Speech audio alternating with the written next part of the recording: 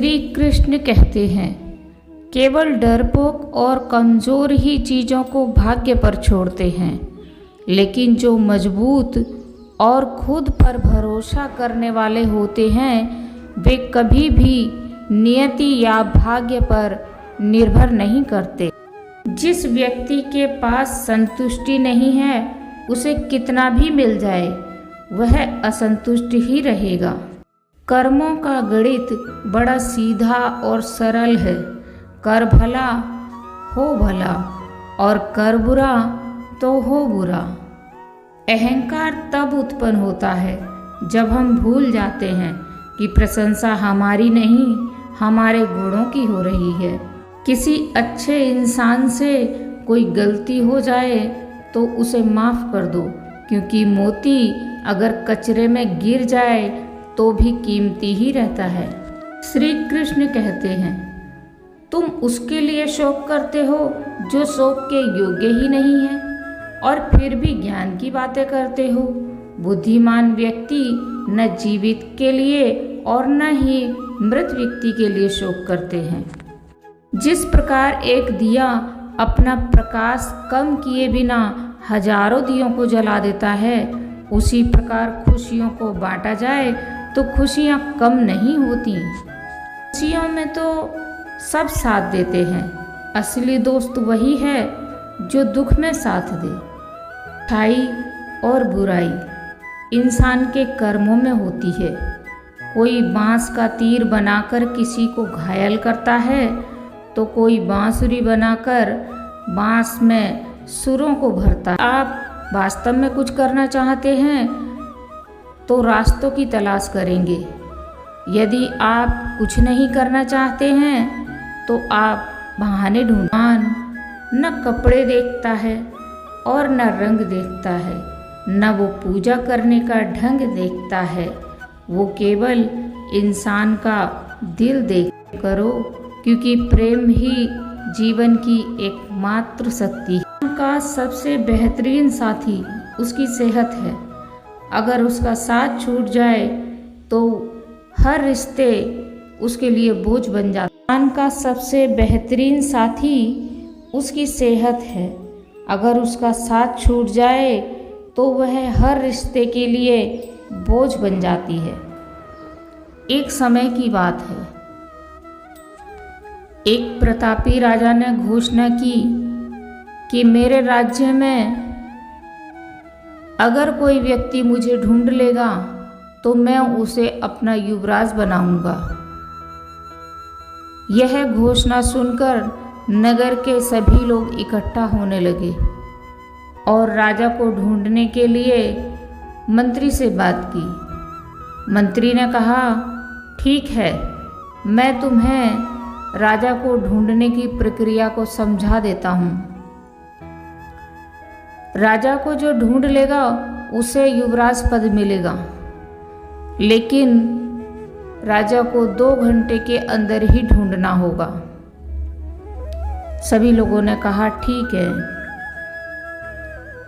एक पहला झुंड तैयार हो गया राजा को ढूंढने के लिए और उन्होंने मंत्री से एक कार्ड लिया जिसमें लिखा हुआ था कि राजा को 2 घंटे के अंदर ढूंढना है। सभी ढूंढने के प्रयास में लग गए, आगे बढ़े। उन्होंने देखा कि वहाँ एक बगीचा था जहाँ सुंदर सुंदर फूल खिले हुए हैं। इतने सुंदर फूल उन्होंने अपने जीवन काल में कभी नहीं देखे थे। सबने सोचा, राजा को ढूंढने का समय 2 घंटा है, 2 घंटे में तो हम अवश्य ढूंढ लेंगे। राजा कोई सुई तो है नहीं जो नहीं मिलेगा। तो वह सभी ये विचार करके उस बगीचे में मगन हो गए और सुंदर सुंदर फूलों को देखने लगे। यही सब करते हुए उन्हें ध्यान ही नहीं रहा कि कब 2 घंटे व्यतीत हो गए। जब 2 घंटे का समय पूरा हुआ तो मंत्री ने अपने सैनिकों को भेजा उन्हें उद्यान से बाहर निकालने के लिए। सभी लोगों ने कहा, हमें थोड़ा सा समय और दे दीजिए, हम राजा को ढूंढ लेंगे। सैनिकों ने कहा, नहीं, तुम्हारा समय पूरा हो गया, अब तुम्हें निकलना ही होगा। वह बार बार प्रार्थना करने लगे, लेकिन सैनिकों ने उन्हें डंडे मार मार कर भगा दिया। थोड़ी ही देर में दूसरा झुंड आया और उन्होंने कहा, ये तो ढूंढ नहीं पाए, हम अवश्य ढूंढेंगे। उन्होंने भी मंत्री से कार्ड लिया और राजा को ढूंढने के प्रयास में आगे बढ़ गए। जब आगे बढ़े तो उन्होंने देखा कि वहाँ पर बहुत सुंदर रंगमंच बना हुआ है। वहाँ पर नर्तकियाँ डांस कर रही हैं, भजन गायन हो रहा है, संगीत का कार्यक्रम चल रहा है। इतना मनमोहक संगीत का कार्यक्रम देखकर वे वहीं रुक गए और कब समय हुआ उन्हें भी नहीं पता चला और उन्हें भी सैनिकों द्वारा मारकर भगा दिया गया। थोड़ी देर में तीसरा झुंड आया और उन्होंने भी मंत्री से कार्ड लिया और वे राजा को ढूंढने के लिए चले। उन्होंने न तो बगीचा देखा, न ही सुंदर संगीत को सुना और सोचा कि हमें तो सिर्फ राजा को ढूंढना है। थोड़ी देर चलने पर उन्हें सुंदर पकवानों की महक सूंघने को मिली। देखा तो सामने बड़े ही सुंदर सुंदर पकवान बने हुए हैं। झुंड में से एक व्यक्ति ने कहा, पहले हम थोड़ा भोजन कर लें, फिर तुरंत राजा को ढूंढने चलेंगे। सभी ने कहा, ठीक कह रहे हो, पहले हम भोजन कर लेते हैं। और सभी ने भोजन करना शुरू कर दिया। तरह तरह के पकवान उनके सामने आए। पकवान को खाते खाते और अधिक चीज़ों का सेवन करते करते उन्हें इतना समय हो गया कि उन्हें भी ध्यान नहीं रहा कि हम किस कार्य के लिए आए हैं। थोड़ी देर में मंत्री उनके सामने आए और उन्होंने सैनिकों को कहा कि इन्हें भी भगा दीजिए, इनका वक्त पूरा हो गया। सैनिकों ने डंडे मार मार कर उन्हें भगा दिया। थोड़े समय के बाद एक चौथा झुंड आया। वह भी आगे बढ़ा, मंत्री से कार्ड लेकर। 2 घंटे का समय था। उस झुंड ने देखा कि ये तीनों झुंड तो व्यर्थ ही अपना समय गंवाकर चले गए, हम नहीं ऐसा करेंगे। और ऐसा सोचकर वो आगे बढ़ते रहे। इधर उधर उन्होंने ध्यान नहीं दिया। थोड़ी दूर में उन्होंने चलकर देखा कि बड़े ही सुंदर सुंदर वस्त्र आभूषण हैं। इतने सुंदर आभूषण वस्त्र उन्होंने कभी नहीं देखे थे। चौथे झुंड ने सोचा, राजा को तो हम मिल ही लेंगे, इतनी दूर आ गए हैं, तुरंत ढूंढ लेंगे, राजा कोई छोटी वस्तु थोड़े ही है। इतने सुंदर आभूषण हैं, इतने सुंदर वस्त्र हैं, चलो पहले इनको देख लेते हैं।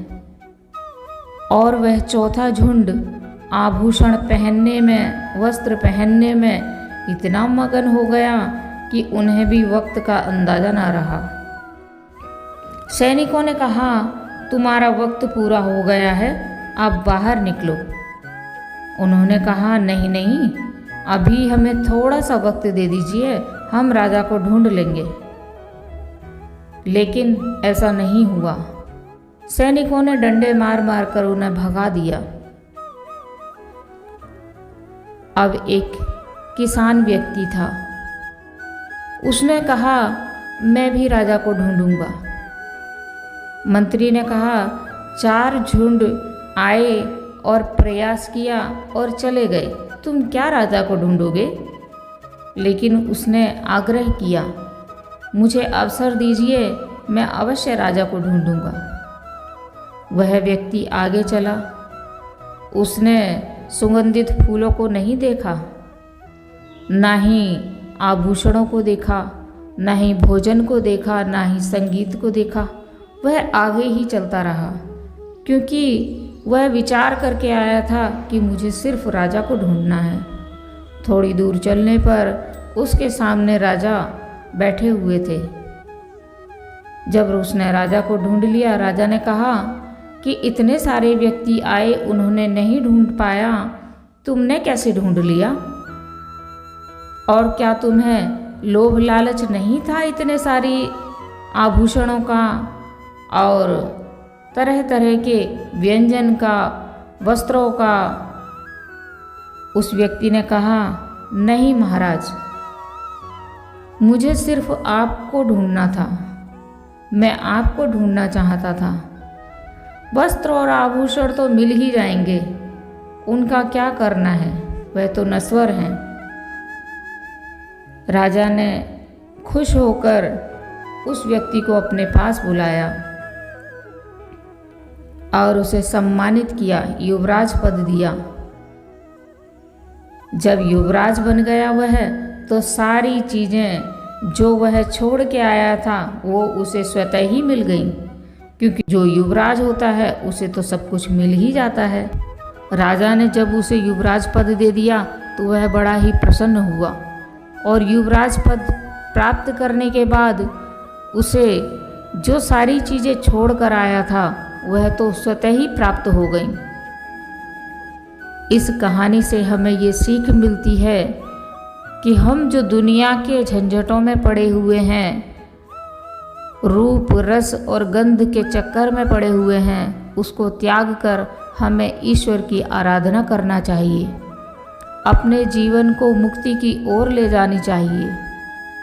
ईश्वर हमें कहते हैं कि मैं सब कुछ तुझे दूंगा, लेकिन तू ईश्वर का भजन कर, इन दुनिया के चक्करों में ना पड़।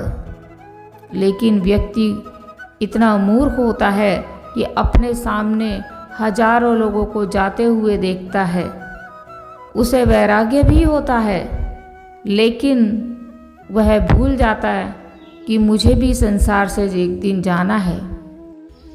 लेकिन उसे अपने ऊपर यह विश्वास ही नहीं होता कि मुझे भी जाना है, और इन्हीं दुनिया के झंझटों में पड़कर वह अपना सारा जीवन बर्बाद कर देता है।